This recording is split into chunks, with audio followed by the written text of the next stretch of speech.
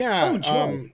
to kick things off, our main story tonight is about the box office slump and what everybody seems to think the answer to it is, or why it is, or who it is, or what it is. Mary did a video about this. We did a rant about it. Did you do a video about it, Mecca? It's coming. It's Okay, coming. I I was gonna say I decided to thought go you. with Jerry Ryan's Yeah, owning an SJW first. yeah. But Well, yeah, we're gonna that one talk about coming. that a little later. Mhm. So yeah, everybody's got their ideas as to why there's a box office slump. You ready, Rob, to tell us why that is? Because the movies freaking suck. That's why. Well, we'll get into that part. I agree. Yeah, on that list in front of us, only two of those films are actually good, and they're the ones making money. Well, whoever did a article about it. Mary Brightburn. covered that one, and then I seen this one by Scott, Mendelson. Mendelssohn. We watched Mendelssohn. That meddling Mendelson. Doesn't he look Mendelssohn. creepy? He seriously looks like he does things he shouldn't do. Yeah, he's got that shit-eating grin, like just creeper grin. Like he's like, yeah. Yeah, has it look of like, yeah, my neighbor's John Wayne Gacy, and I know what he does. And I help him bury the bodies. Mm-hmm. Yeah, Obviously, he doesn't do that, but well, he just kind of looks like this. Yeah, he did an article. That's everybody through Scott Melton. And he came up with some lame ass excuses, and we're going to talk a little bit about that. So, Rob, read well, not the whole damn thing, probably, but just the main gist. I don't care. All right. Well, according to Scotty Melton, can we call him Scotty? Sounds condescending. I call him Scotty Boy. Whatever. According to Scotty Boy, Yeah. it's not Star Wars that ruined the Hollywood blockbuster. It was Batman. Yeah. Okay. Whatever, Scotty.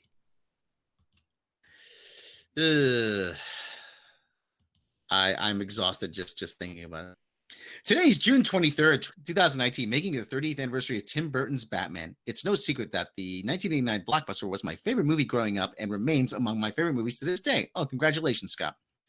Whether the Nolan movies, especially the first two, or Burton's own Batman Returns remains the superior live-action Batman movie, the Michael Keaton, Jack Nicholson gothic action fantasy still holds up as a one-of-a-kind blockbuster spectacular. But it's also the movie that, as I've noted here and there over the years, is responsible for many of the trends that led to the theatrical industry's current impasse. Looking back at its success, I maintain that Batman, not Star Wars, and certainly not Jaws, is the movie most responsible for the current Hollywood blockbuster. Bullshit. Forget whose Windows is updating. What happened? That was me. That was my computer calling bullshit. Yeah. Okay. Well, anyway, Scotty continues. First, for those who came in late, Batman isn't the first big-budget comic book superhero movie, as Richard Donner's Superman beat it to the punch by about 10.5 years. And it didn't kick off the wave of successful comic book superhero movies, as most of the would-be copycats were period piece pulp fiction adaptations of the 1930s and 1940s and 1950s comic book strips and radio shows. Since Batman played, especially in its first third, what the hell is he even talking about here? He's losing me. As a 1940s pulp crime noir, it made sense that Hollywood would. Yeah, okay, well, react, yada yada, give you Dick Tracy, Rocketeer, Shadow, Phantom. Okay, shut up, Scott. It wasn't until Hollywood started giving us present tense of the moment comic book adaptations, Spawn, Blade, somebody acknowledges Blade. Look at that. Yay. Fine. Yay. That audiences wanted to see that the genre as we know it took flight. Two significant trends that Batman helped popularize, namely casting a non-action star as an action hero and offering a scenery-chewing, scene-stealing supervillain, Jack Nicholson's gonzo bananas turn as the Joker, can also be claimed by None Die of this Hard. has anything to fucking... Never mind. Keep going. Well, but he's saying that's why. He's And pretty he's a much fucking trying to. moron too. I don't care. I don't care if he's listening or not. You know, I really don't. He's trying to build a case here, Yeah. but it's a case. Putting aside the unprecedented pre-release hype and the marketing bonanza, the likes of which Spaceballs could only dream about, was there Batman toilet paper? No, there wasn't. The ahead of its time fan outrage over Michael Keaton's unconventional casting as Bruce Wayne and its domestic box office triumph in a summer of sequels, Batman was a trendsetter and a groundbreaker in two very specific ways. First, obviously, it showed Hollywood that they could make a film, a non-sequel film, no less, that could be presumed a guaranteed moneymaker by virtue of its source material. Sure, it wasn't the first Hollywood blockbuster whose popularity partially stemmed from a book or a play. Think Gone with the Wind, Ben-Hur, The Godfather, or Jaws. But Batman's success signaled to the industry that they could raid their IP for potential movie material. As such, we had comic book movies, Teenage Mutant Ninja Turtles, video game movies, Super Mario Brothers. That's barely a video game movie. Films based on popular TV shows, The Fugitive. Movies stemming directly from TV shows, Wayne's World, X-Files, Fight the Future. And films based on theme park rides, Pirates of the Caribbean, Curse of the Black Pearl.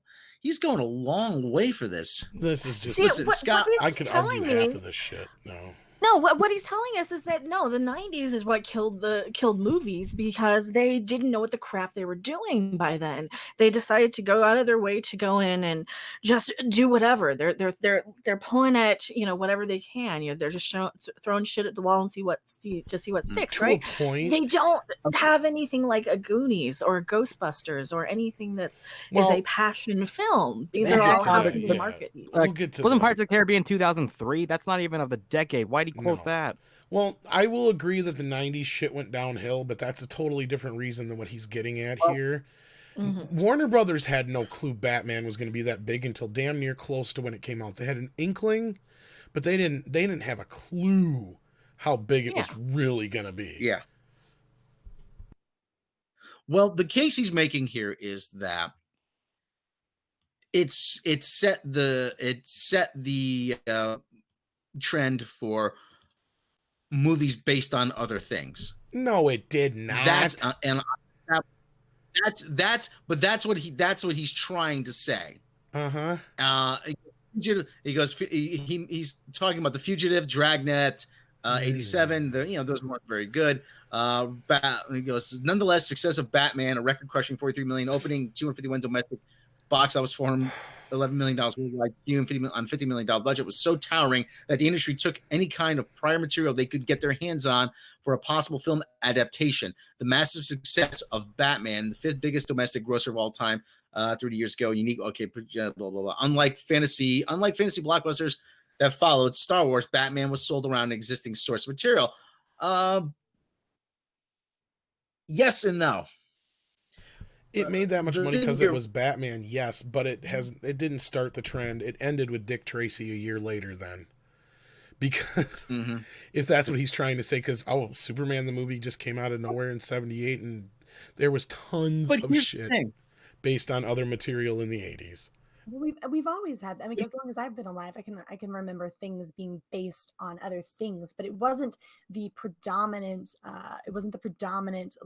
type of media that we got, right? Like we had a variety of stuff. There was just that there were always things based on other things, and that goes back to the beginning of time. Since we've had the written word, you base things on things. Yeah, that goes back to like the Great Train Robbery is based on train robberies of the 1890s. Like, come on, there's nothing new. The Odd Couple is based on a play. MASH is based on a series of books.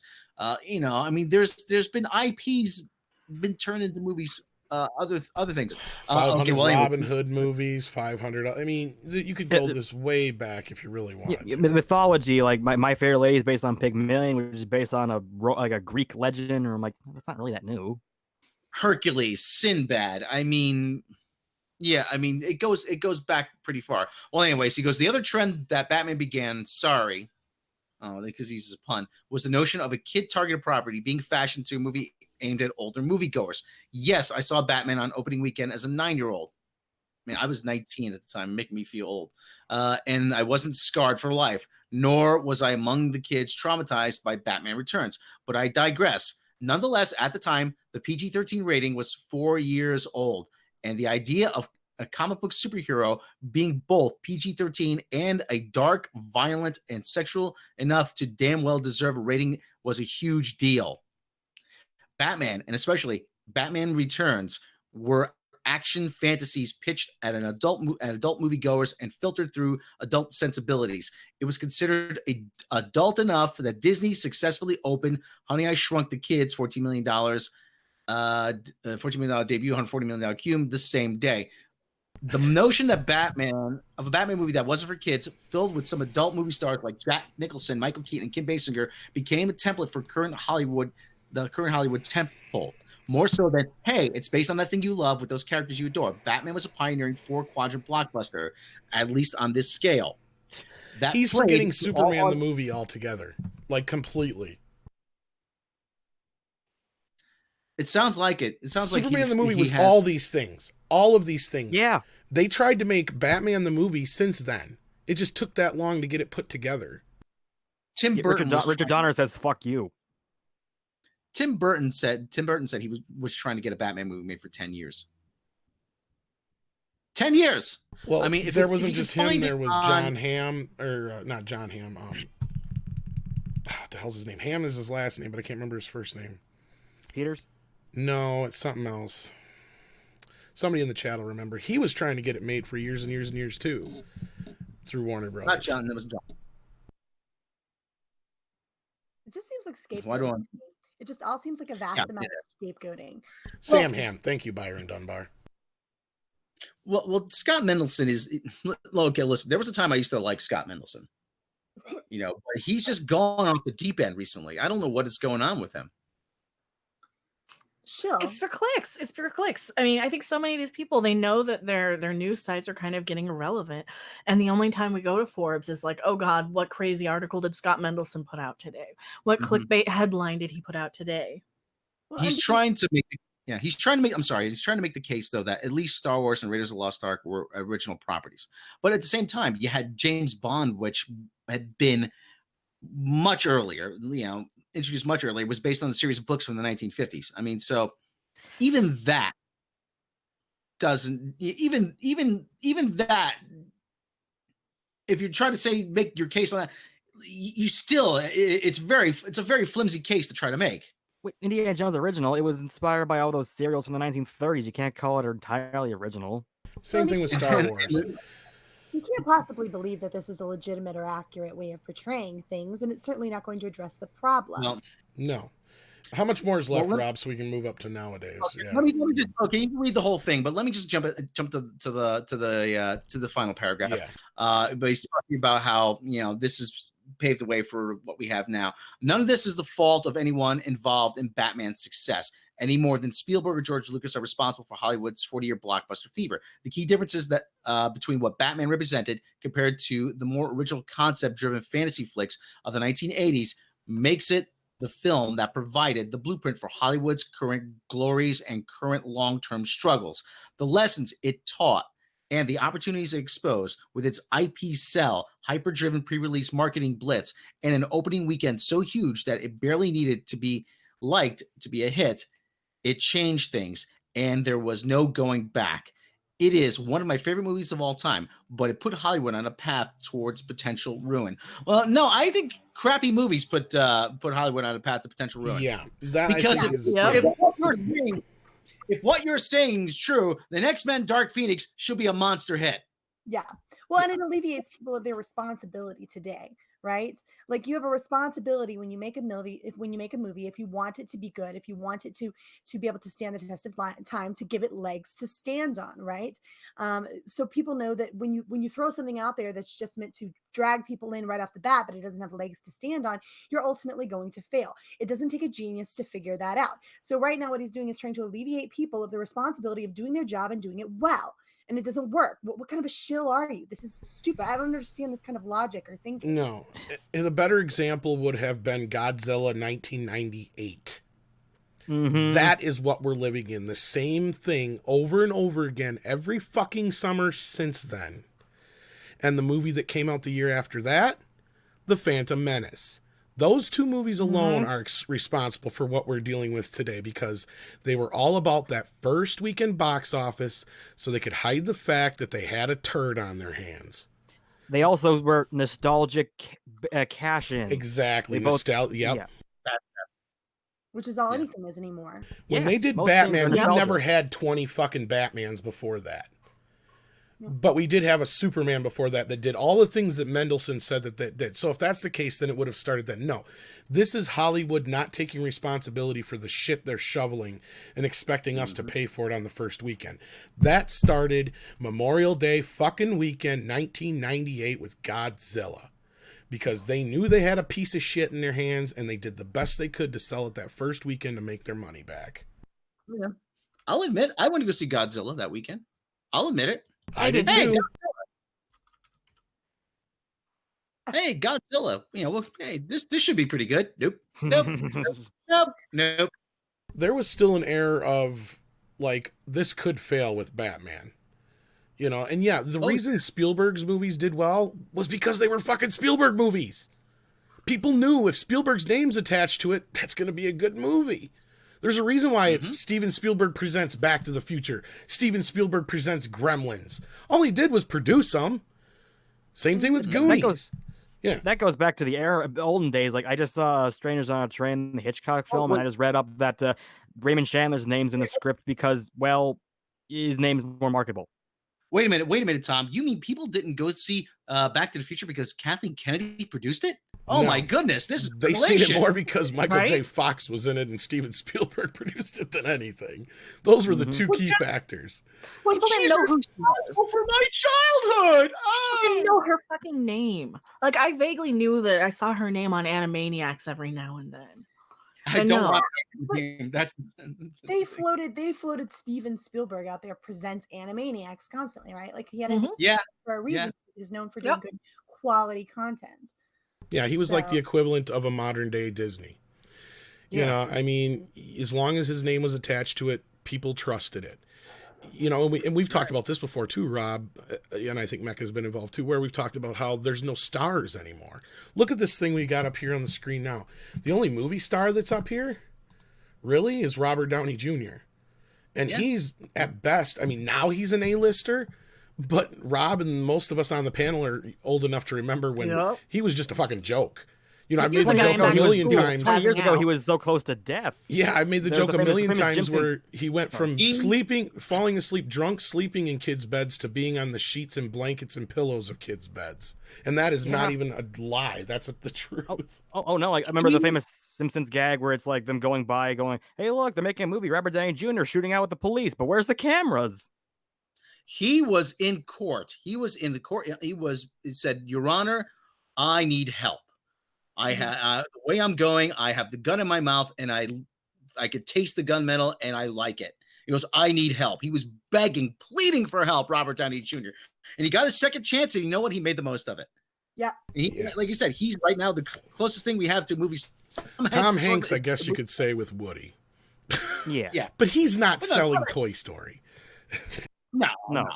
But Tom Hanks, people like Tom Hanks. People go see movies with Tom Hanks in them. Hey, Tom Hanks in the movie stuff. It's like America's uncle or something. He's not- Yeah. Well, Yeah, but you grandpa don't at see this point. 6-year-olds going, I loved that movie. Tom Hanks was amazing as Woody. His performance captured everything I needed. You don't hear that, no. But I'm just saying, I digress. And the point here is, the overall point is, we're getting shit fucking movies. And this takes me to that Breitbart article that you did with Mary, where, they're talking about, oh, well, there's all these franchises and they're top tier, franchises and they're golden gooses. That's the word they used. None of these franchises are technically golden gooses that we're talking about. Endgame is the only one on this poster that doesn't belong there, because that technically came out before summer anyway. But regardless, even though Godzilla is an old franchise, Men in Black's an old franchise, X-Men's an old franchise, they're not bringing in the people like they used to because the movies are subpar. Yes, out of all these, I know a lot of people did like Godzilla. I mean, I didn't care for the human side of it, but I love the monsters. Other than that, I can see why it got mixed word of mouth. Yeah. Child's Play is another one that's getting mixed word of mouth, and that thing will be lucky to make its money back. I mean, and that's rare for a horror movie to not make its money back, but we found out what the budget was today due to Scott Mendelson, or yesterday it was, or yeah, no, it's today, because he did a story on how Child's Play isn't doing as well as hoped, but it's better than everybody thought it was going to be. Well, that's great, but it's still not going to make its fucking money back. It cost $10 million, and they spent how much on advertising? Yeah. And MGM's distribution deal is shit. So they're going to see nothing out of the foreign sales. They're going to hope the video saves their ass. And then Mendelson said what I've been saying all along is they may not even be able to do a sequel to the damn thing because they don't own the sequel rights.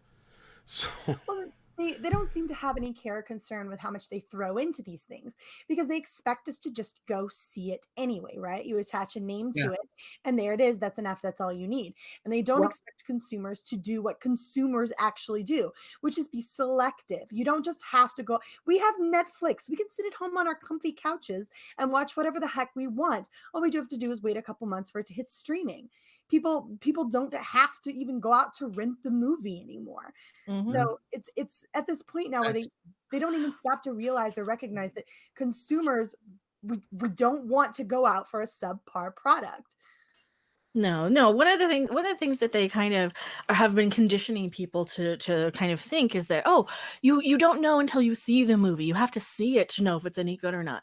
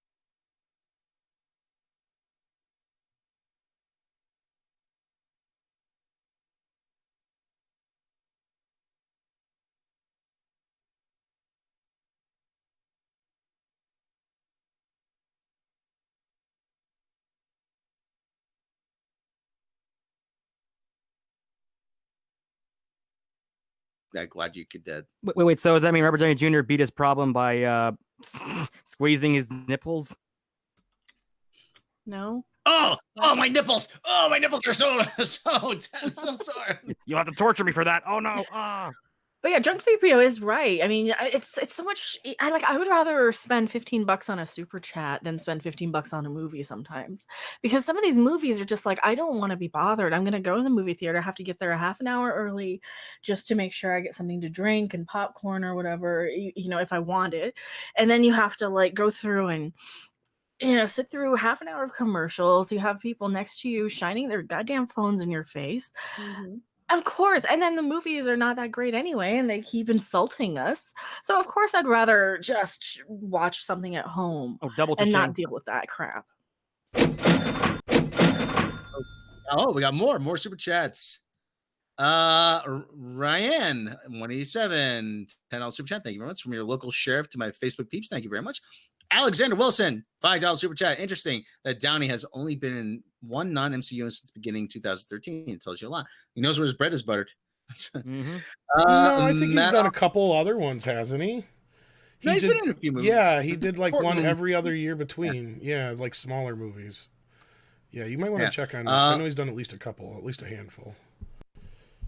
Maldacito 1904. I need quality to spend theater prices and crowds. And the other thing too is, that's a good point. going to the movies has gotten much worse over the last few years. It really has. Right. Well, and before you go down this road, because I know the road you're going down, I just want to kind of jump back to something that was kind of before a little bit here, and that is we've been noticing the trend is changing, and I think the audience has caught up with it, and that is they don't have to wait that long for the movie to come out on video now. Yep. Like 2 months. Oh, 2 months. You know, we It's were getting kids. shorter. We had to wait half a year, and God forbid the movie was a hit. You weren't seeing that shit on video for 2-3 years.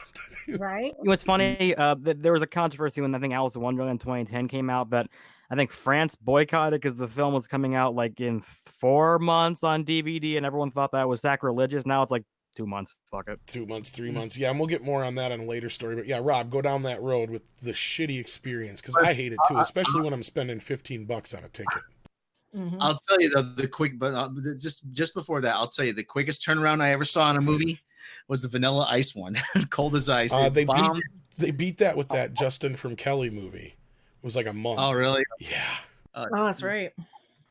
But anyway, back to that. I mean, I don't want to go. Okay, yeah, the theaters are more comfortable. The sound is better, digital projection.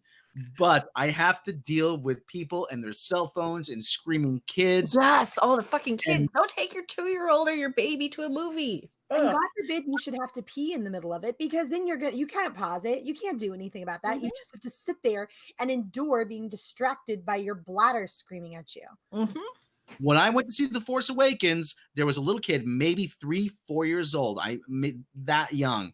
He was running up and down the aisles. He was climbing on the back of the seats. He was making all kinds of noise. His parents, his mom and dad would say to him, "Sit down. You have to sit down." And he would say in his little voice, "No, no." And during the climactic scene, that's when he started to cry. Of course. And that's not an isolated incident. Nope. No. I had some dumb people someone next to me shining her stupid cell phone right in my eye during like one of the climactic scenes in it. Didn't that happen at Rogue One for you, Rob, as well? You can sum up the entire theater going experience into one word: hassle. It's a hassle. It's always Yeah. a hassle. It's a chore. Every single time. It's an such- expensive chore. And why on earth would you go sit in this crowded, smelly theater where popcorn is going to cost you $10 and the drink is going to cost you $5? So if you go just by yourself, you're talking about a $25, $30 experience. So you can sit next to some sweaty guy next to you breathing down your neck while you're just trying to enjoy a movie with a screaming kid and you've got to hold your bladder when you could just hold on for 2 months. Spend literally nothing if it goes straight to Netflix, which a lot of things do, most things do, and enjoy it on your couch, chilled out, cuddled up with somebody you like. Well, how did you describe that guy before? Oh, sweaty, smelly, breathing down your neck. Oh, sorry about that, Mary. I didn't know that was you. Oh man, you're bringing back my PTSD flashbacks when I saw The Revenant. Half the freaking crowd was on their phones. I was sitting next to a guy who I swear to God had tuberculosis. Ugh. If you have a cough, don't go to the movie. Every minute he was like, like, oh my God, please stop. Of course, that being said, I was sick as a dog, and I did have a pretty bad cough during Shin Godzilla. I don't mind, but I was doing what I coughing. could to hold it. Yeah, I was gonna say coughing as long as it's not extremely obnoxious, or obviously the person shouldn't be there. Other than that, it's like the little things like y'all are saying, and that's what bothers me too. It's the cell phones. It's the kids at the theater. It was one where I had issues with. I brought this up before, where there was 2 kids behind me, like talking through the whole damn movie, and I was about to turn around and say, you know, if I wanted to listen to the audio commentary, I'd just wait till the fucking movie came out on Blu-ray, you know. But luckily, somebody else said something first, you know. And I'm sorry, Tom. Go ahead. no, I was just gonna say, and sometimes though, you get afraid to say anything anymore because you don't know if you're gonna get shot nowadays. Jay, look what happened with me at Halloween. They were trying. That guy was gonna like. Well, I have a video of it when I went and saw Halloween because I he got recorded pretty what he said hostile to me. with you, considering you're just a woman. You know, that's kind of. Yep. Yeah. And you know, I'm like, okay, Sorry, I should I didn't mean call to the make it police? Is sound like this that. asshole Considering going you're a to? woman and he was obviously a much bigger man, is what I should Yeah, say. yeah. He was like, and like, it's not like you're just because you're. No, you treat anybody with respect. You don't threaten anybody, especially somebody smaller than you, if you're like in a movie like that. That's so stupid. And this, and I just like to preface this, but this isn't a recent phenomenon. This has been going on for the last 15, 20 odd years, that the movie going experience has been getting worse, progressively worse and worse and worse and worse. When I went to see Spider-Man in 2002, there were a group of homeboys and homegirls sitting right behind me, and they had to have a running commentary through the entire movie. Who's that? What he doing? He drunk. Oh man. Oh, look at that. I'm like, oh, for God's sake. And this is not, and oh, Larry, $3 super chat. Ka-ching. Oh, Rocky Bowling Avatar. Nice. Love that. You get a double ka-ching for that. Okay. And you get the winning bell. Okay, there. My sleeve and presto. And now here's something we hope you'll really like. Well, I will say this: that sorry, excuse me. Go. Well, like I said, it's been getting progressively worse. And when I went to see Casino Royale, there was a couple with a child in a stroller. Oh God. That bothers me because you know why? And that's what pisses me off is the theaters will let infants and shit like that in for free. But see, they used to have like baby rooms and smoking rooms and other things in a lot of the bigger theaters, so it wasn't such a big deal. But nowadays, these people won't miss the movie because they spent so much. It's like, spend the $10-15 on a babysitter for Christ's sake. Yeah. Dude, if you have money to go to a theater, exactly, right, then you should have the $20 that it's going to take to have a sitter come in for 2 hours and watch your kid, instead of forcing everyone around you to go through this hellish experience because you don't give a damn because you wanted to go out and see this movie. Well, look, and like you guys were saying earlier, like, you can wait 2 months. If you can hold off for like 2 months, this movie is going to be brought to you on your own giant on your own giant screen in your own living room where you can sit on your comfy couch and you don't have to put everyone through that hell or to pay for this ordeal, right? That's the big kicker. I think it's one of the big reasons why people are sort of getting more and more turned off or starting to realize that this is starting to get silly, at least during the summer months, right? That this is a silly thing to pay for when you're basically paying at least $15 bare minimum to go in to a theater where you have to deal with this hassle and people who don't give a damn about you and this uncomfortable experience, and when you could just hold off for a couple of months and be able to enjoy the movie. I do not believe that the theater experience is one that you're going to enjoy. Certainly not enough to pay $15 for. I dread it. $6 ticket, right? Like $6 for a ticket to see it a couple months ago. Oh, yeah, matinee is not terrible. Like, If you you're can lucky, get matinees, yeah. you can get $5 Tuesdays, you can get cheaper. Like, I would only go see movies on Tuesdays because they were $5 in Wisconsin at the Marcus theaters. But you know, you're absolutely right, and even then, you know, even then, are the movies even that good though to even bother with, right?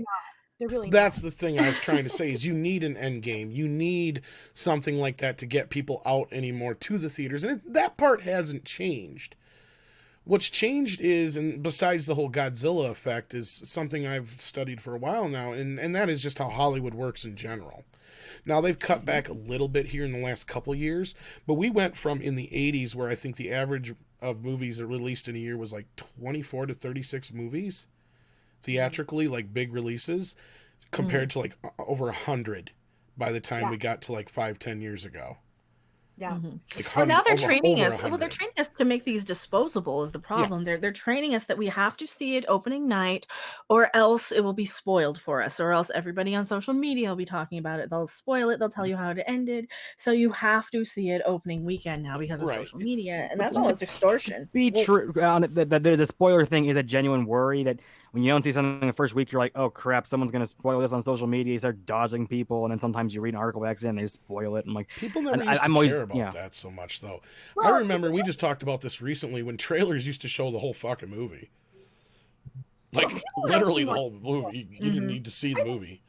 I think people are quite careful, honestly. Like we spoiler alert the bejesus out of stuff these days. We're all very careful, and I think people, as a general rule, are quite considerate on that front. Maybe I've had a different experience than you, but when you go around online, literally the first thing that you see is spoiler alert. So you know when you're heading into territory that you're not supposed to be heading into. And so I've never. I mean, like, God, man, I went like freaking, what was it? A couple of weeks anyway without getting spoiled on Game of Thrones before I'm shocked. that's not even a theater release or whatever. Like, People are getting spoiled on that like weeks before the episodes even aired. I mean, I managed to avoid it. I think you can avoid these things. And I agree with Mecca completely. That's a measure of extortion for you to feel as though, oh, you're going to get spoiled. No, just be a little careful. If you're super worried about it, hang tight. And, as long as we're careful and we're considerate of one another. And also this whole concept that you have to go to the theater for every single movie is stupid. No, make a good movie that's worth me going through that ordeal to go for. I'm sorry, but unless you've got like an in-game, something iconic at this point, I'm a little worn out because you keep promising me this stuff that doesn't work out, that isn't good, that I'm not interested in, that winds up just being the same repeated garbage that you keep vomiting out there for me to try to absorb. I've caught on to you. I'm wise to your shenanigans over there, people, and I'm fed up. I'm just not going to keep spending my money in order so that you can bamboozle me again. I will say that, okay, we were Fuck talking about those the negative experiences on film, and yeah, that there's a lot of them. I've had a few bad ones, but there are still good experiences. Like when I saw John Wick 3, the whole crowd was cheering and going, yeah, they weren't, bitching and complaining or doing anything annoying. Yeah, the John Wick crowd was good because you're getting into like an R-rated violent movie. That isn't You're always a getting safe thing. I went to the midnight premiere of Freddy vs. Jason. I'll be damned if people didn't bring in like their 3 and 4-year-old fucking kids to that movie. Yeah, they do to horror movies all the time. John Wick, at least, are pretty respectful. Yeah, Anyway. and 5 years back, there was literally a Seinfeld moment. I think I saw Fury, and some guy was, texting on a cell phone, and one guy literally got up and went, "You're gonna stop that shit right now." And the guy went, "Oh, okay," because he was a big guy, and everyone cheered. Chat. Let's see what we got here. Hold on, I gotta bring him up. Ooh. Chat. Michael Canule, $9.99 super chat. I'm thoroughly enjoying this surround sound rant with detailed cinema. Hell, examples. All of you rock. Yeah. Well, another thing too is, actually, you know what? I will say that Endgame, they did a good job of preventing spoilers with that Twitter campaign. Don't spoil the Endgame. All the actors saying, "Don't spoil the Endgame." I thought that was pretty clever. Yeah. Yeah, I now I thought guess what Tom Holland got shit like recently because he spoiled it. How many 2 or 3 months later now Right. somebody's going after him a couple days ago. He does that all the time. Well, Anybody who wants to see Endgame has by now. I was going to say, it's been out long enough by now that it's going to be on digital That's here why in I'm like like, a week or two. if it's like 2 months out or a month later, then and you haven't seen it yet, I'm sorry if I don't give you a spoiler warning. In some instances, I understand, but one of the other things too is that, like I said, everything's so front loaded. And you were talking about getting a babysitter. My parents raised 5 boys. Okay, yeah, there were things they had to sacrifice. Going to the movies was one of them. Yep. Mm-hmm. I don't think they went to the movies for 15 years, and when they did, they left us with somebody that they could trust. I bet you got stuck watching whatever movie when it come on TV until video came out, and then I'm sure video rental night was pretty popular in your house. No, there was no video rental night. Back in the Really? 70s, there was no when video you rentals. finally got to the 80s, though, you guys didn't get a VCR. 80s and 90s, we had VCRs, yeah, but pretty much. Well, we I took suppose care by of that. then you had already been a teenager. Yeah, I forget. Yeah. My brother usually would run up my my late charges at whatever video store there was. Yeah, what was the most checked out movie? Debbie Does Dallas? Oh. No, I think it was. What was it? Star Wars. Tyler, you forget how hard it was to get porn back then. Yeah, it wasn't easy.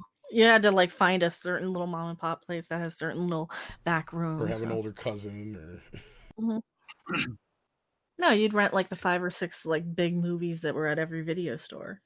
Mm-hmm. You just didn't do the Disney sandwich though. That was the thing. The Disney. But yeah, let's wrap this up so we can move on to a similar story that kind of has to do with what we're getting at here. And part of the reason is people just don't want to fucking go to the movies. They don't want to go see crap. They've been burnt too many times by so many overblown movies that the trailers lie to them. And even Marvel movies included. I mean, I've felt a lot of kickback on, Endgame. Not a ton, but a little kickback. And I don't think any of that has anything to do with Captain Marvel. I think it has to genuinely... I knew this was going to be a controversial movie because it had a lot to live up to for me. I have yet to see it again to see if it still holds up. So, there's certain people that have not liked it at all. So, Also, popularity. Like all the movies that have made more than $2 billion, there's a massive audience that are like, yeah, it's overrated. Didn't Well, deserve you'll that. get that, Well, yes. And we give it a lot of wiggle room because we recognize that it had to wrap up, 11 years worth of a franchise, right? So a lot of people are very forgiving of the fact that the movie itself, while not lackluster, it was certainly crammed and loaded full of stuff, and it could have flowed a little bit better in places, and some things Mm-hmm. done a little bit better. But we give it a lot of wiggle room because we recognize that what it had to do, its job, Right. was incredibly monumental, and it did achieve it impressively, even considering what it had to do. But it had a job to do, and it was a big job, and it was a big task, and it succeeded, but it wasn't a perfect movie. It's like Return of the King. A lot of people give it shit for having 5 endings, but most people are okay with it because of how big the trilogy was. Well, I was just going to say, people didn't give The Hobbit the same pass they did the Lord of the Rings trilogy, because, like Endgame, the Lord of the Rings trilogy had done something that nobody had ever done before. Endgame has done something now that nobody has ever done before. Now, what won't live up to it is 10, 15 years from now when they have the next, whatever, the Avengers thing is that they lead up to from here on out, and is it going to live up to this hype? Oh, hell no. Yeah, Avengers 25, the return of Loki once again. Well, just think about it for 2 seconds. Aren't you exhausted? I mean, aren't you Yes. exhausted after 11 years? Kind of. Building up to this, it was an exhausting ordeal. And of course, it was a ride that I'd happily, I was happy I took, but I don't know that I want to get on this ride again. I'm exhausted. I'm tired. I want to do something new. Mm-hmm. There aren't any middle of the road movies really anymore either. That was one other point I wanted to bring up, and that's another big Yeah, problem. I've been saying that for a while now. Everything has to be a huge blockbuster. And what little road of the moon, little road of the moon, middle of the road movies we do have, which you can even throw like Child's Play in there, don't perform when you have situations like that. Well, they were stupid to put it up against Toy Story. That was one thing. It's got to be was counter just programming, but instead idiocy. no one saw it. They just went and saw Toy Story. Well, there's times where counter programming works, and then there's times where you're better off not even trying. And one of those times is going up against a Toy Story movie, for fuck's sake. Because what did we say, Mecca? Like months before this, we're like, every parent and the parents are going to want to go see Toy Story 4 more than the kids Exactly. are. So Exactly. But yeah, there's more parents who grew up with Toy Story, because when was the last one? Like more than a decade ago, right? I want to say 2010. Yeah. 2010. roughly Yeah. close. So no 8-year-old was knows 2010. might or if they have, they grew up with it on DVD or something. If Right. then. And Child's Play should have been released either 3 months ago or 3 months from now, like Christian Garcia says in October. Yep. Yeah. Even the problem is, like, the previous movies were direct to video, so was the fan base even big enough to actually sustain For it and Child's actually Play? piss out the fan base? No. The problem is a large part of what you would have for a fan base doesn't even know that the series is still ongoing. Oh, yeah, like like dude didn't me, want to like see it because me. this is the bullshit remake. Yeah, and now that this remake's out there, a lot of people remakes just turn people off in general. I mean, Yep. the last thing most people want to see is a fucking remake. They're like, I'll just go watch the original. Because Well, yeah, one they've of the been burnt reviews so I was many watching was times. saying that it's different enough. It didn't even have to be Child's Play. Well, It's like they that's- could have yeah. just made it its own thing. Because it was Yeah, based that's what on the RLM original said. script, yeah. But speaking of not having to wait so long for movies, let's move into our next story. We've went